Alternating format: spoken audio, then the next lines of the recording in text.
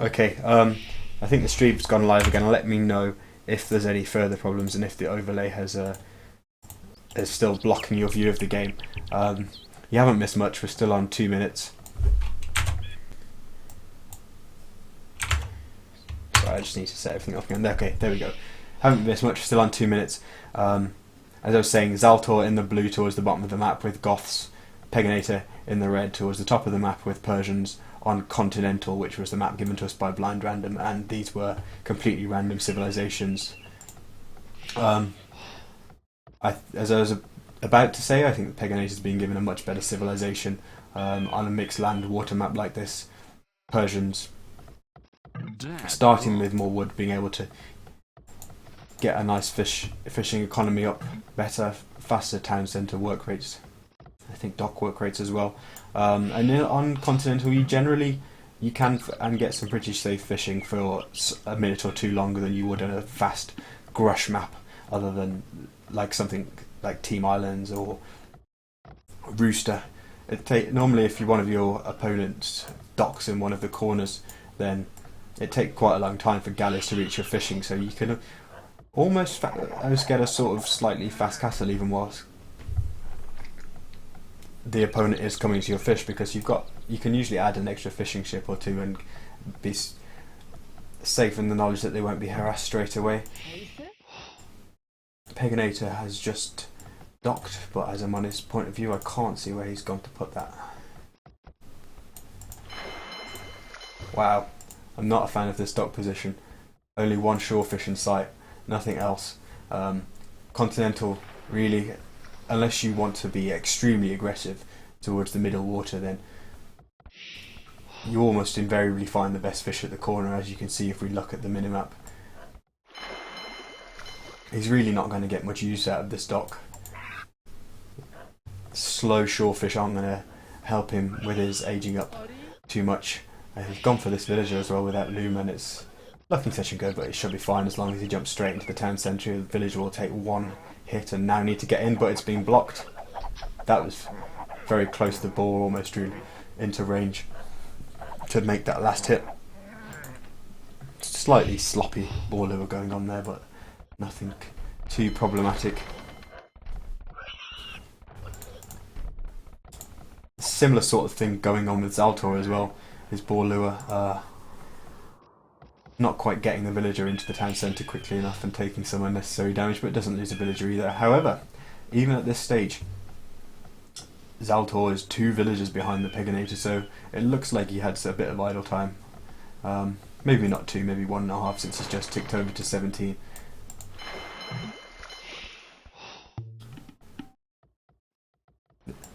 Peganator getting fishing ships out much earlier, but as we said, shorefish are not going to help him very much.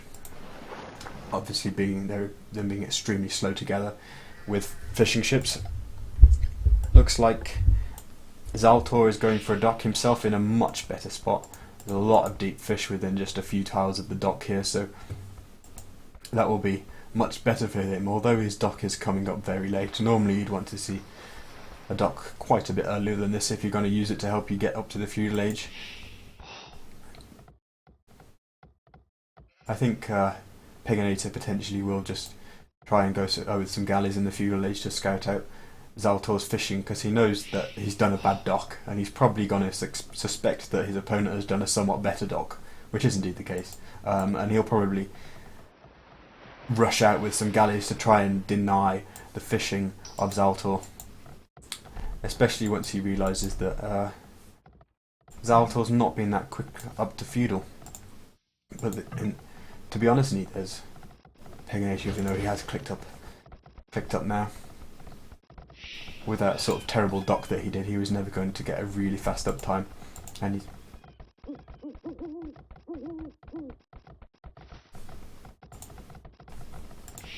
Peganator opting for a barracks whilst Zaltor scouts out this somewhat exposed forward wood line.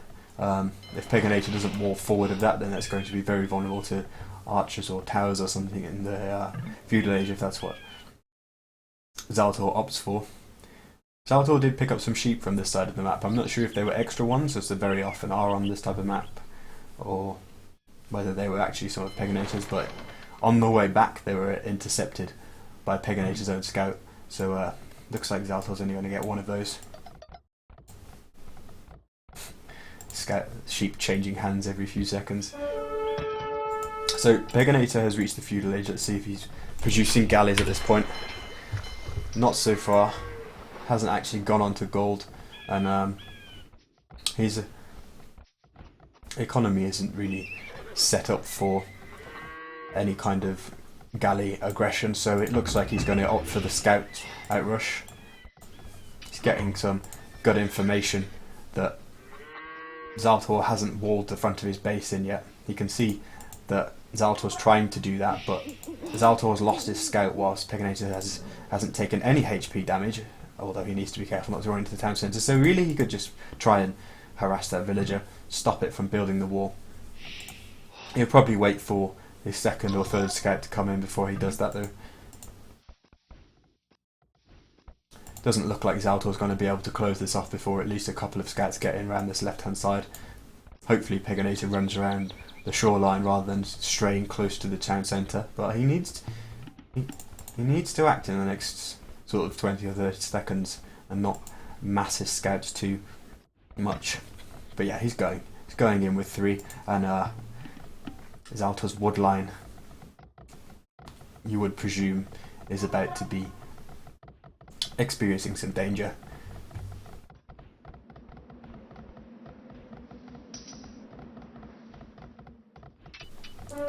Okay, so Peganator scouts moving into the woodline. Looks like Zaltor is just going to try and fight it with his villagers, but that's one villager going down, so that's the loss of 0 scouts so far. And Peganator is also forcing quite a bit of idle time from the remaining sort of 6 villagers. Zaltor at this point is a few villagers ahead though, so that villager kill only really serves to equalise. And Zaltor does have the resources to go for Castle Age, so it was looking like he was hoping to get away with something of a straight fast castle build. He needed to take a few more precautions at the front side of his base though and try and deny access over the land to the Peganator scouts, because 5 scouts into his base when he hasn't done much more than make a single spearman is quite dangerous. Peganator micro as well, he can pick off that one spear without taking too much damage, and then he's sort of got free reign to attack the villagers. And despite seemingly going for a fast castle build, Zaltor doesn't appear to have a second feudal age building at the moment. So his strategy is being delayed. He's going for wheelbarrow instead, as he struggles to get the necessary wood to plop down that second building. He's actually done it now. He's going for a stable. So seems like he wants to go fast castle, opt for knights.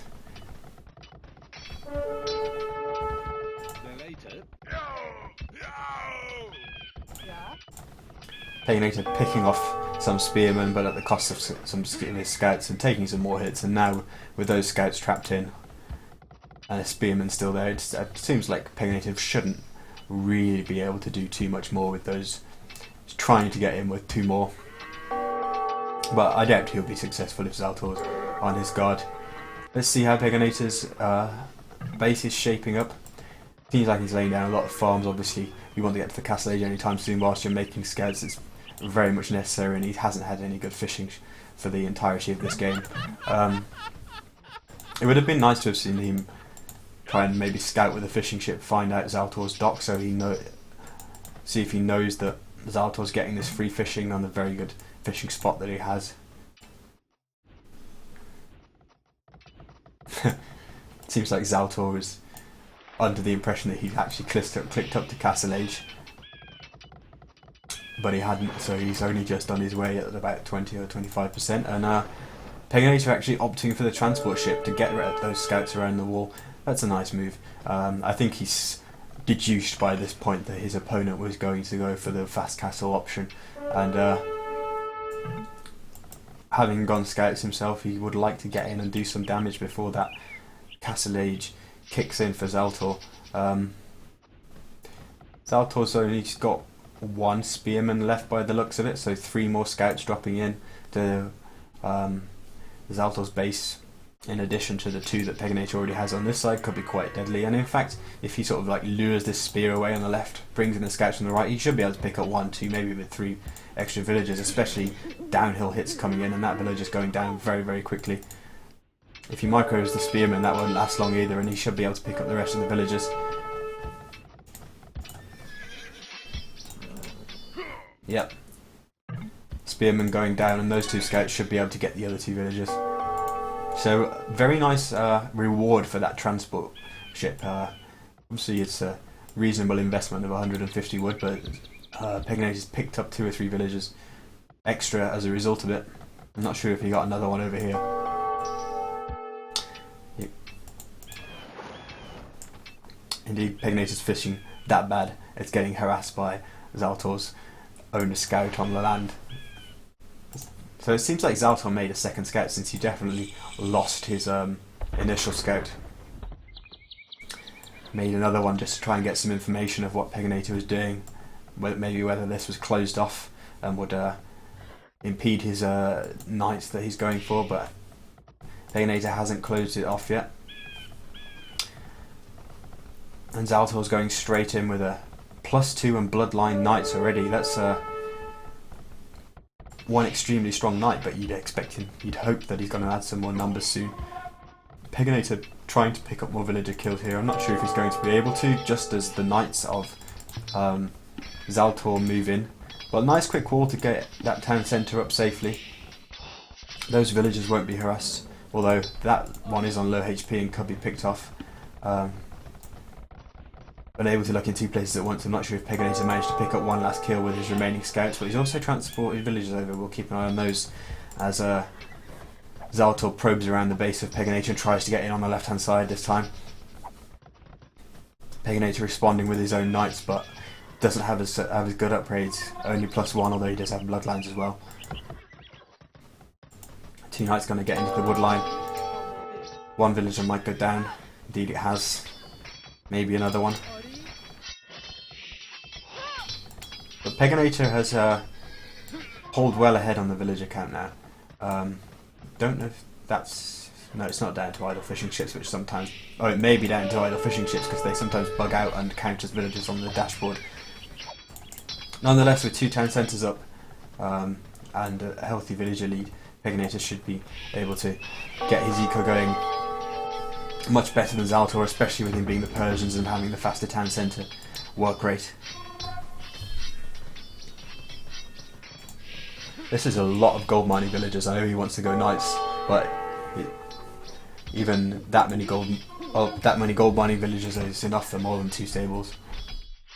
And he doesn't really have the farm production to keep up with this as well. Doesn't really have the farm production to keep up with two stable knights and 2 town centre villagers. Zaltor running his knights underneath this town centre, knowing that +2 armour and bloodlines gives him the freedom to do that a little bit, but Peganator's got a lot more knights there now, so those knights are going to somewhat wasted. He may have picked up 1 or 2 villagers, but I'm not sure it's the best idea to trade your knights that easily for 1 or 2 villager picks. Peganator being a little bit sloppy though here, moving those knights out when he knows that other one is on his gold. When you've got 7 knights of your own, you don't really want to be losing villagers to just 1 random knight just straying around your gold. Peganator's fishing at this point is as bad as it gets. It's possible that he hasn't played this map too many times to know where the good fishing actually is. ZaltorTheMerc, though, he has found Peganator's landing on this right hand side, which is quite unfortunate for him. I'm not really sure what Zaltor was doing over here with this one villager. Maybe he just wanted to get some line of sight with an outpost or something, but I don't know if this palisade was trying to wall Peganator's villagers into this tiny area whilst he wasn't looking or something. Perhaps that was the intention. Peganator's knights coming across the map now though. There is a 1 tile gap there that I think the knights will be able to expose, but he's going for the town centre. +2 armour now, in addition to bloodline, so he could run under the town centre quite easily for a bit.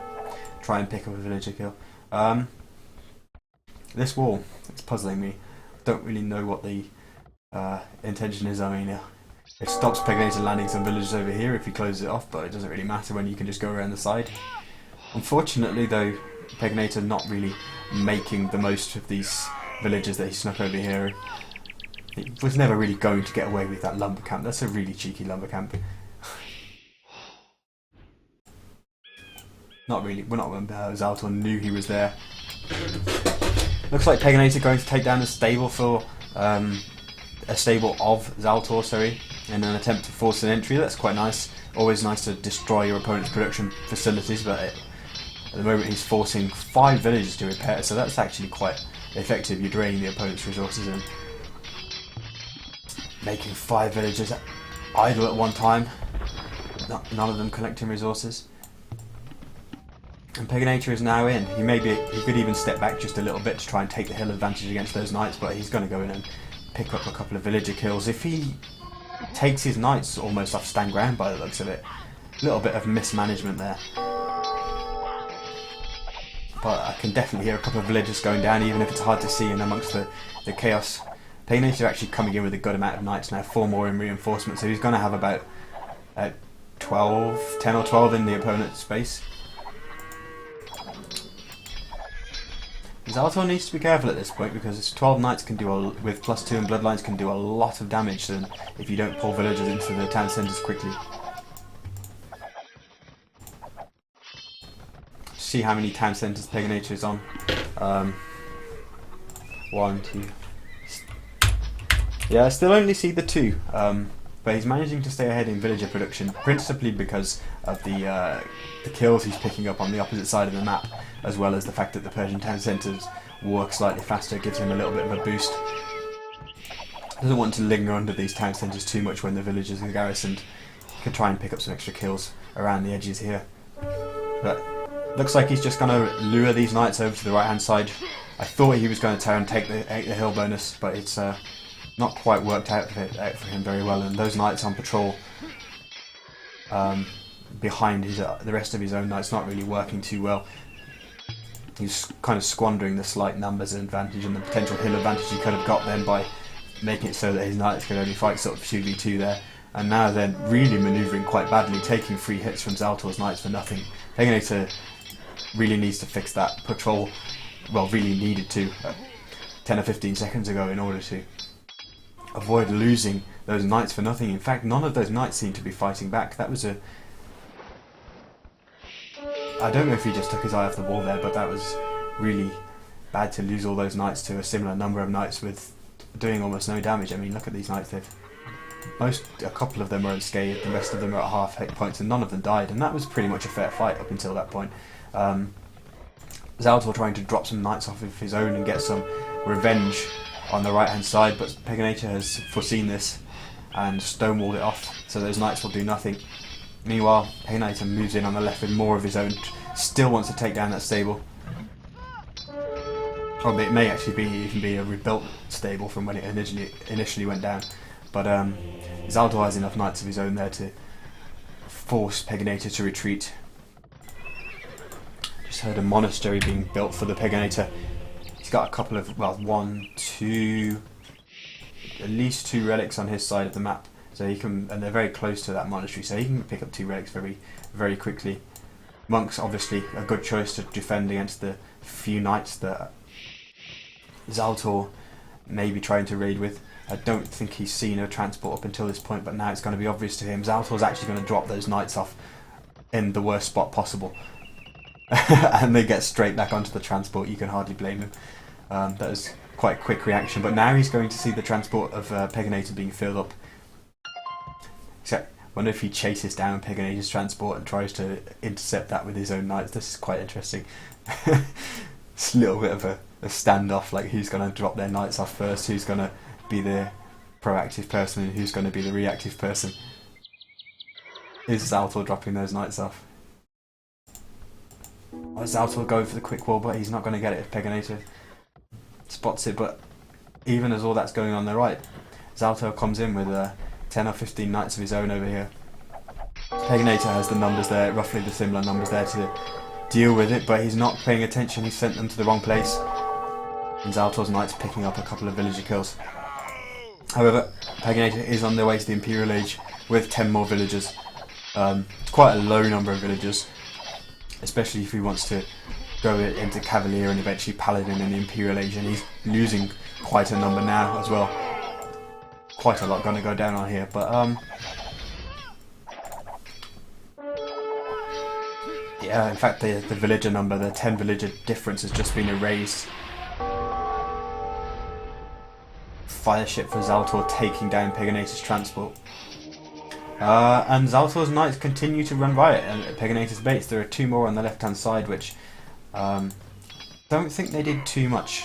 I only see 1 villager skeleton over here, but 4 or more being dropped in at the back. This is doing a lot of damage to the Peganator. He made an earlier Imperial Age click up, but you want to reach the Imperial Age with your economy intact in order to take advantage of that early click up and get all the upgrades. Peganator now more than 10 villagers behind, continuing to lose them, and he's going to have a difficult time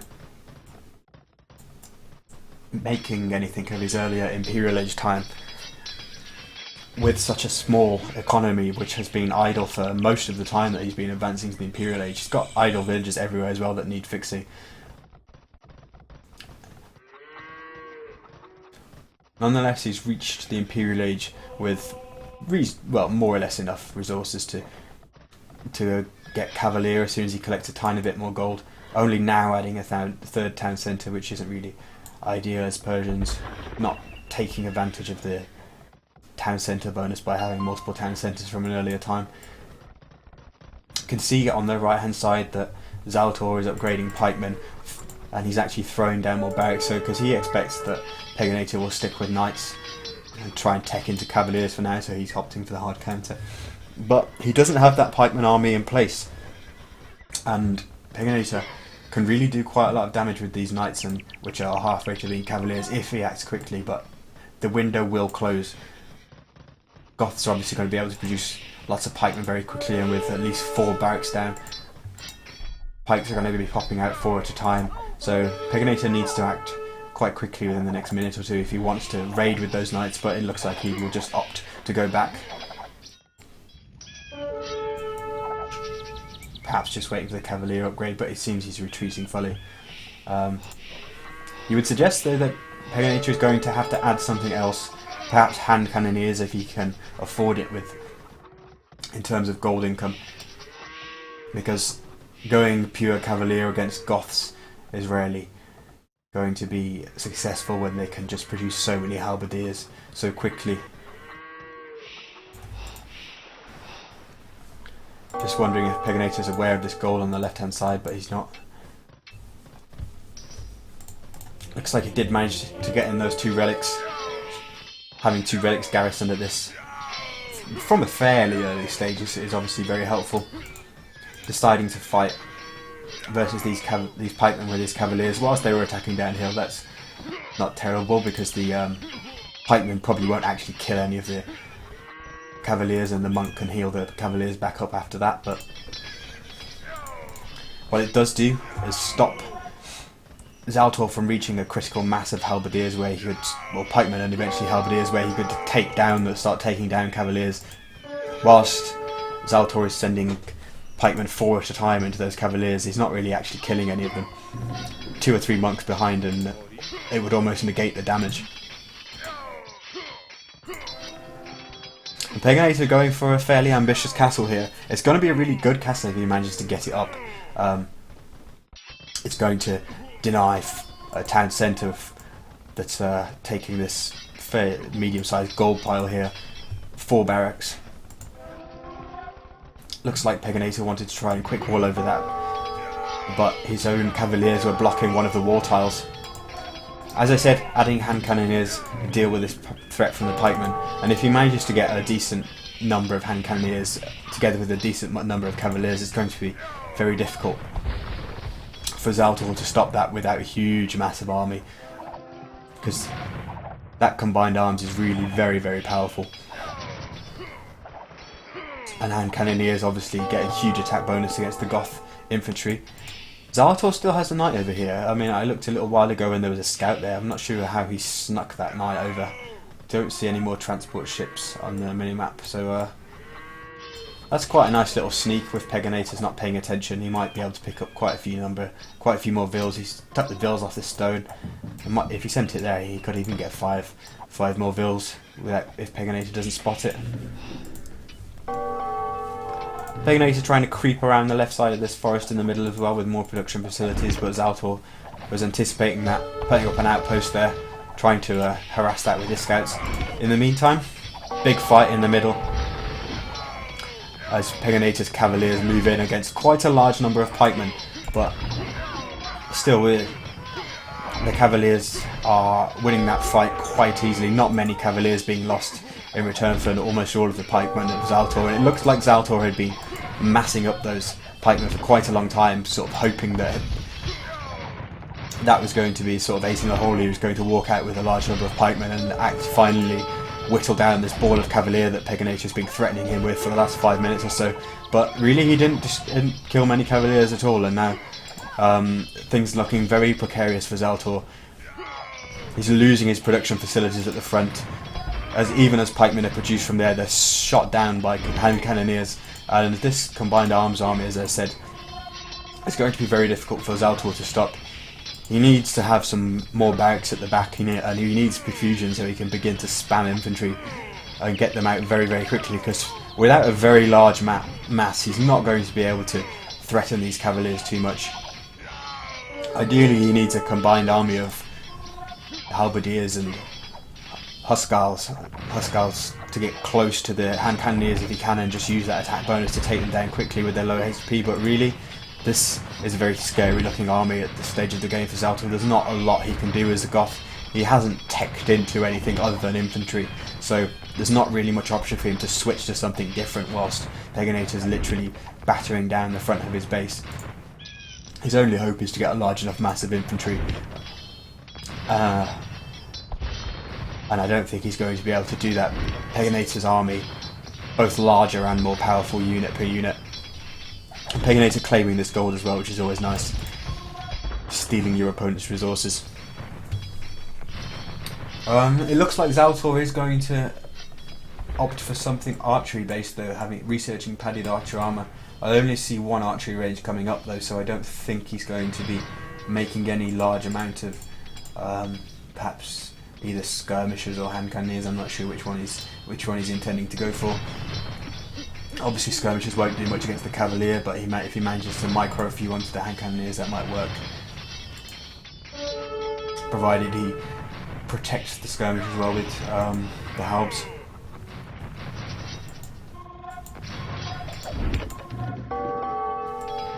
Both players actually floating something close to 2,000 gold now at this point.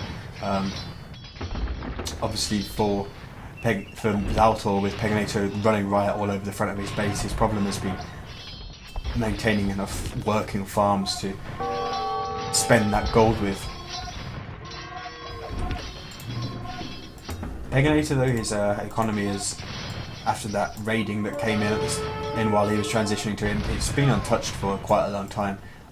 He just needs to add a few more farmers. I think this is quite a low number of farms. He's got the gold to have got the paladin upgrade a long time ago.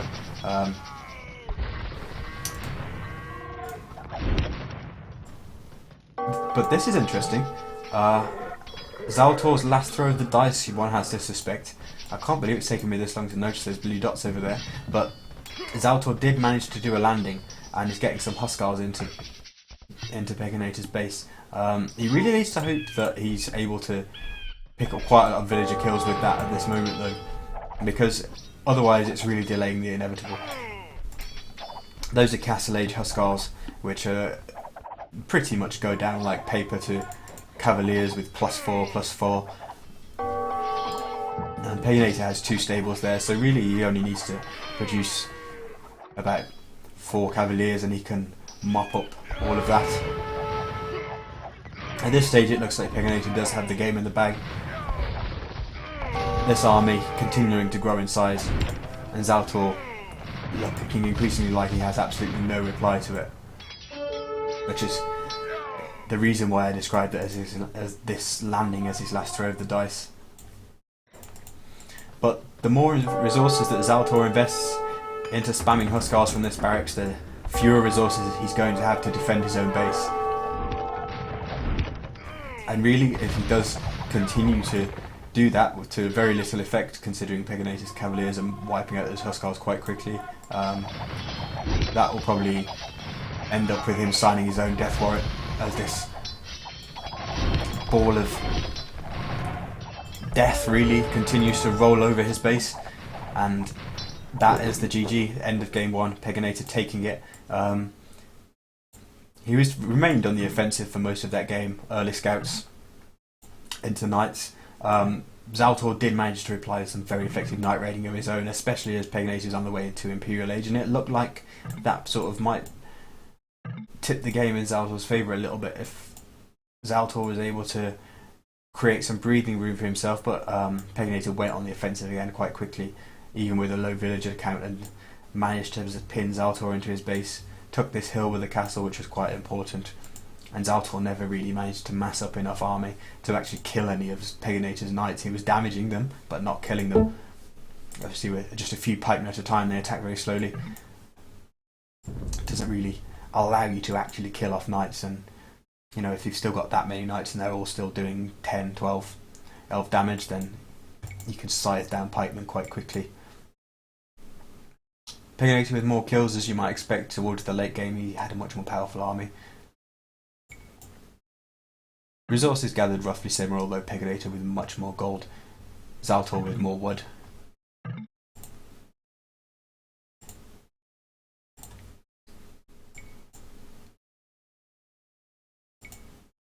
Villager count roughly the same after both players killed a lot of each other's villagers.